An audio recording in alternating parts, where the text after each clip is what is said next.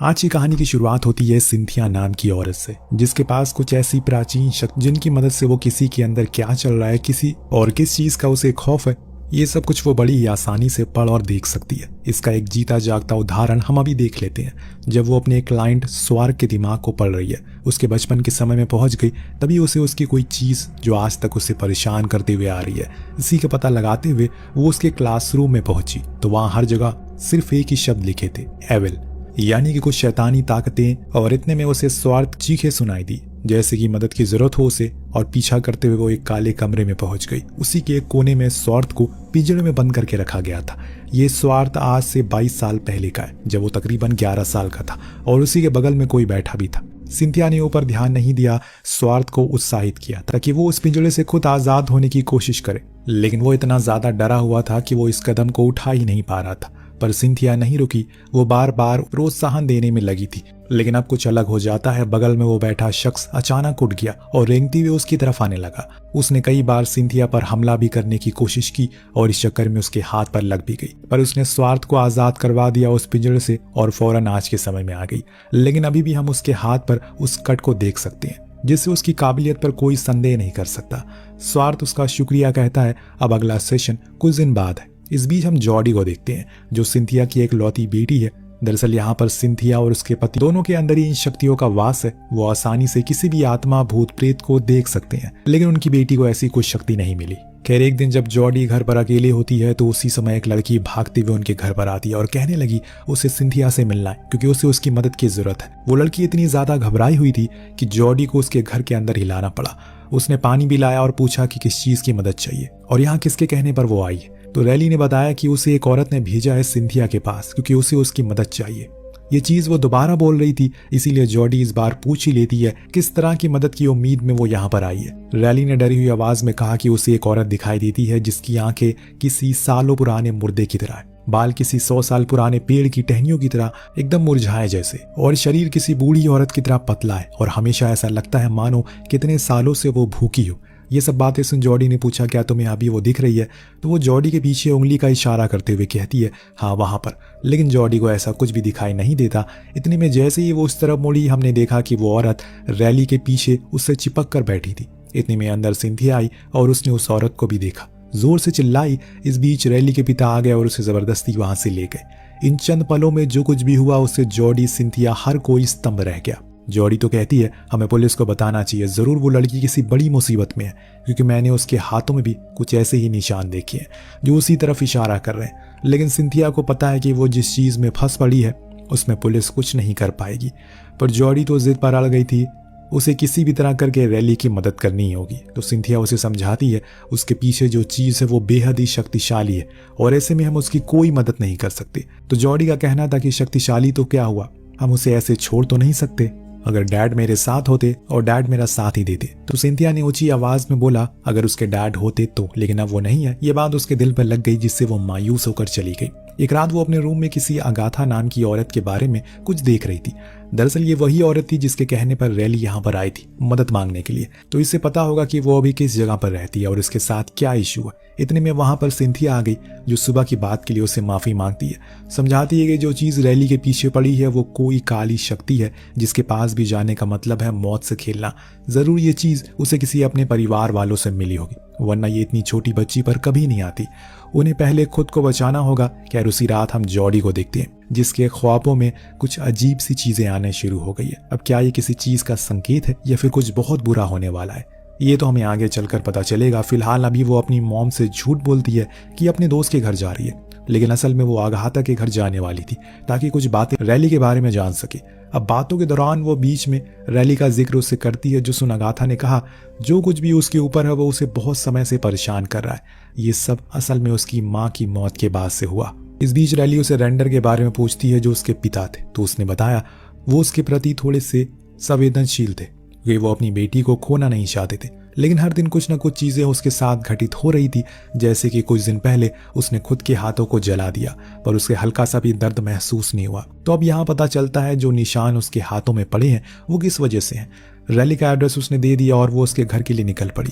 इधर हम सिंथिया को देखते हैं जो अब उसी शक्ति को लेकर परेशान हो रही है, यहाँ तक कि उसने उस आत्मा की तस्वीर को भी अपने जहन से कागज पर उतार दिया। शायद अब वो पता लगाने वाली है कि ये क्या चीज है।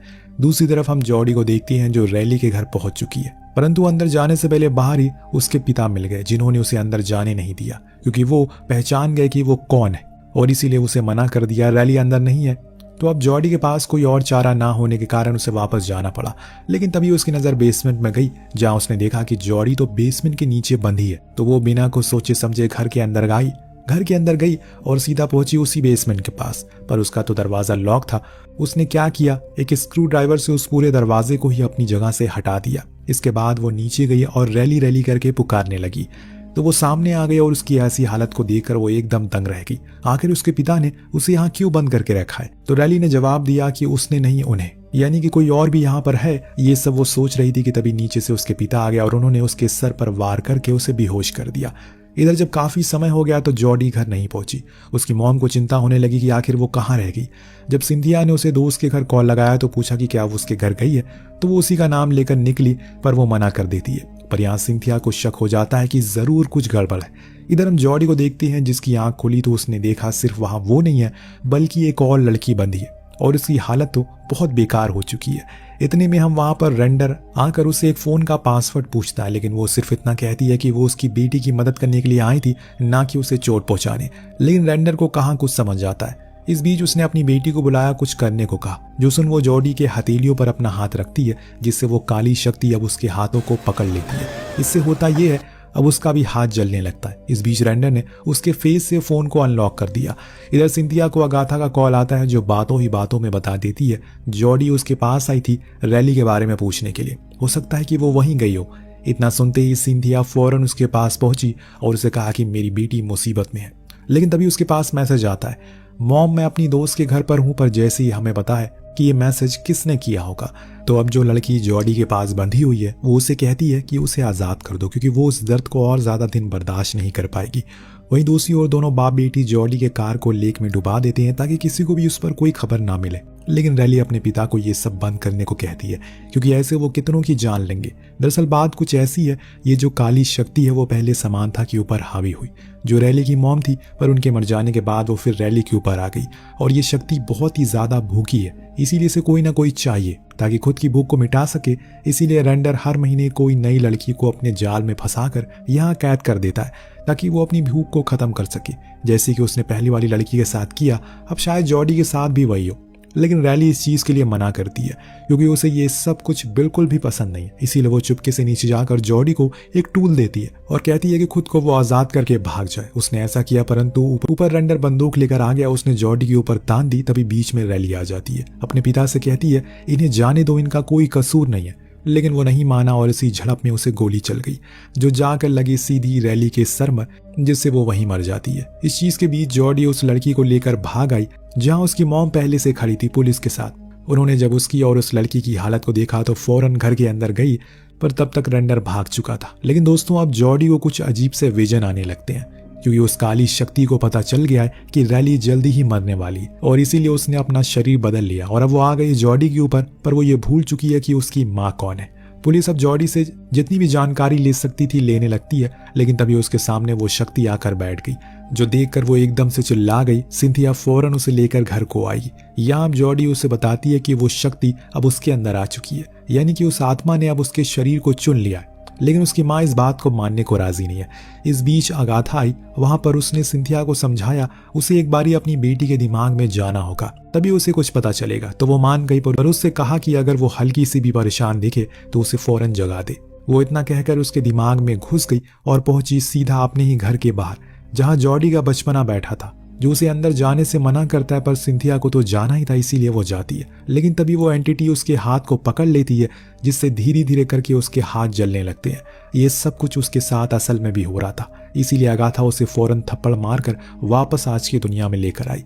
लेकिन अब सिंथिया को पता चल चुका है ये काली शक्ति कितनी ज्यादा खतरनाक है। इतनी आसानी से वो किसी के शरीर को नहीं छोड़ेगी, पर ये है कौन और आई कहां से, इन सबसे पहले हमें जानना होगा। इसीलिए वो जॉडी को सुलाकर सीधा पहुंची एक हॉस्पिटल में जहां पर समांथा एडमिट थी, जब वो बीमार थी वहां पर लैरी नाम के आदमी ने उसे बताया हाँ वो यहाँ पर एडमिट थी और उसका डॉक्टर वाइट ने किया था इलाज, जो अब रिटायर हो चुकी है। सिंथिया फौरन उनके घर पहुंची और जो बीमारी उसके क्लाइंट को थी यानी कि समांथा को, वो उसके रिश्तेदार को भी थी, तो वो बस जानना चाहती है कि इसमें क्या क्या होता है। डॉक्टर बताते हैं समांथा को फ्लश ईटिंग नाम की डिसीज थी, जिसमें इंसान के अंदर कुछ टिश्यू खराब हो जाते हैं जिसके कारण वो खुद के इस शरीर को खाने लगते हैं। उसे हॉस्पिटल उसके पति और उसकी बेटी लेकर आए थे। तब तक वो ठीक थी, लेकिन फिर धीरे धीरे करके उसके शरीर कंकाल की तरह बनने लगे। आंखें अंदर घुस गई, बाल पूरी तरह से झड़ गए, नाखून अपने आप टूट गया और सबसे बड़ी चीज उसके अंदर के ऑर्गन भी खराब हो गए।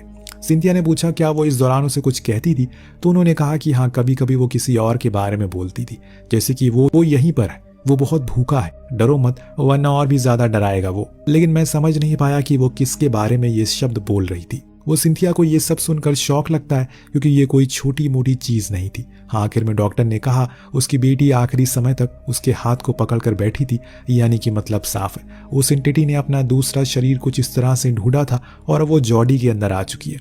डॉक्टर को लगा कि सिंथिया को वो सच में रूबरू करवा दे, इसीलिए उसने कह दिया कि अगर उसके उस रिश्तेदार को ये बीमारी थी तो उसे एक आसान मौत दे दो क्योंकि इस बीमारी का कोई इलाज नहीं है। इस बीच हम जॉडी को देख पाते हैं जो नींद से अचानक उठ गई क्योंकि उसे अब बार बार वही शक्ति नजर आ रही है। इसीलिए वो अपनी मॉम को आवाज लगाती है, लेकिन अभी वो घर पर नहीं है और इस बीच उसे वहां पर अपनी मॉम की बनाई हुई कुछ स्केचेस दिखी जो उसी एंटिटी की थी। तभी अचानक से पीछे से रेंडर आ गया, उसने जॉडी को मारकर बेहोश कर दिया और अपने साथ ले गया। जब सिंथिया घर को आई उसने अगाथा को बेहोश पाया, जो सब कुछ उसे बताती असल में क्या क्या हुआ उसकी गैर मौजूदगी में। वो फौरन पुलिस के पास गई, सब कुछ बता दिया कि असल में उसकी बेटी घर पर नहीं, रेंडर उसे उठा कर ले गया। तो वही रेंडर को हमें दिखाया जाता है जिससे जॉडी अपनी जान की भीख मांगती है। वो बार बार उससे कहती है कि उसकी बेटी की मौत की जिम्मेदार वो नहीं है बल्कि कोई और है जिसने उसकी बीवी को मारा है। लेकिन अब वो नहीं मानने वाला था, उसे इन चीजों को अब जड़ से खत्म करना था। इसीलिए वो उसे कॉफिन में बंद करके जिंदा ही दफन कर देता है क्योंकि उसे पता है कि अगर आसपास कोई रहेगा तो वो काली शक्ति उस पर हावी हो जाएगी और ये सिलसिला ऐसा चलता रहेगा। इसीलिए वो उसे जल्दी से दफन करके दूर हो जाता है। इस बीच हम सिंथिया को देखते हैं जो बेचारी पुलिस के सामने अपनी बेटी के लिए रो रही थी। तभी वहां पर शॉकिंगली कुछ ऐसा होता है जिसकी किसी को उम्मीद नहीं थी। रेंडर वहां आ गया, उसने खुद को सरेंडर कर दिया, करे भी क्यों ना, उसकी जिंदगी का मकसद जो पूरा हो गया, जो काम उसे करना था वो अब पूरा हो चुका है। सिंथिया उसे बार बार पूछती है उसकी बेटी का, लेकिन वो उसे कोई जवाब नहीं देता और चुपचाप किसी पुतले की तरह बैठा रहता है। अब बस एक ही चारा था उसके पास उससे सच उगलवाने का, वो है उसके दिमाग में जाना, जिसके लिए वो जॉन यानी कि उस ऑफिसर से परमिशन मांगती है। वो सिंथिया को अच्छे से जानता था, इसीलिए उसके इस काम को इजाजत दे देता है। अब सिंथिया रेंडर के दिमाग में घुसी और पहुंच गई उसी दौर में जब उसकी बेटी हॉस्पिटल में थी। इससे पहले उसने देखा कि उसने उसकी बेटी को जिंदा दफन कर दिया, तो अब फौरन वो उसकी तरफ बढ़ने लगी और उसके साथ अगाथा भी थी। दोनों फौरन उस जगह को ढूंढ लेते हैं, लेकिन जब उन्होंने कॉफिन को खोला तो उसमें जॉडी की हालत बहुत बेकार हो चुकी है क्योंकि वो आत्मा उसे अब धीरे धीरे करके खा रही है क्योंकि उसके आसपास कोई दूसरा शख्स नहीं था। अब सिंथिया अपनी ही बेटी के दिमाग में घुस गई, पहुंच गई उसी घर में जहां थोड़ी देर ढूंढने पर वो आत्मा उसे मिल गई। उसने उससे कहा कि वो उसकी बेटी को छोड़ दे और उसके अंदर आ जाए। तब वो एंटिटी उसे छोड़कर उसके अंदर आने की कोशिश करती है, पर यहाँ सिंथिया तो उसी के दिमाग में घुस गई, यानी कि उस आत्मा के अंदर ही चली गई ताकि पता लगा सके कि इसे खत्म कैसे किया जा सकता है। वहीं उसे एक भाला मिला जिसने उसे उठा लिया और आगे बढ़ने लगी। इधर जॉडी अपने ही दिमाग में घूमने जा रही है। उस दौरान उसे वो जगह मिली जो हर बारी उसके सामने आती है, लेकिन कभी उसने उस सपने को पूरा नहीं देखा। लेकिन आज वो ऐसा नहीं करेगी। उसने ऊपर जाने का फैसला किया और जब वो वहां गई तो देखा कि उसके पिता की लाश वहां पड़ी। अपने पिता को ऐसी हालत में देखकर वो पूरी तरह से टूट गई। दरअसल उसके पिता के अंदर भी एंटिटी ने अपना घर बना लिया था, जिससे धीरे धीरे करके वो खत्म हो गए। लेकिन वहां सिर्फ वही नहीं बल्कि उसकी माँ भी थी जो उस आत्मा के दिमाग को पढ़ रही थी। तो जॉडी भी उसमें घुस गया और उसे भी वहां भाला मिल गया। दोनों माँ बेटी के पास वो शक्तियां थी जिस चीज की वो एंटिटी अभी तक अनजान थी। दोनों ने उसी भाले से वार किया और उस आत्मा को हमेशा के लिए खत्म कर दिया। जॉडी भी अब होश में आ चुकी है, जो देख उसकी माँ उसे गले से लगा लेती है क्योंकि अब सब कुछ ठीक हो चुका है। दरअसल ये कहानी हमें हमारे अंदर के डर को दिखाने की कोशिश करती है। कैसे अगर किसी के अंदर डर हो तो वो खुद किसी को भी कोई भी स्थिति में मौजूद पा सकता है। जैसे कि जॉडी जो अपने पिता की मौत के डर से बचपन से ही उसी ट्रॉमा से गुजर रही थी, लेकिन उसकी माँ ने उसे मुक्त करा दिया, जिसके साथ इस कहानी का यहीं पर अंत होता है। आपको कहानी कैसे लगी हमें कमेंट करके जरूर बताएगा। मिलते हैं अगली वीडियो में। Thank you so much watching.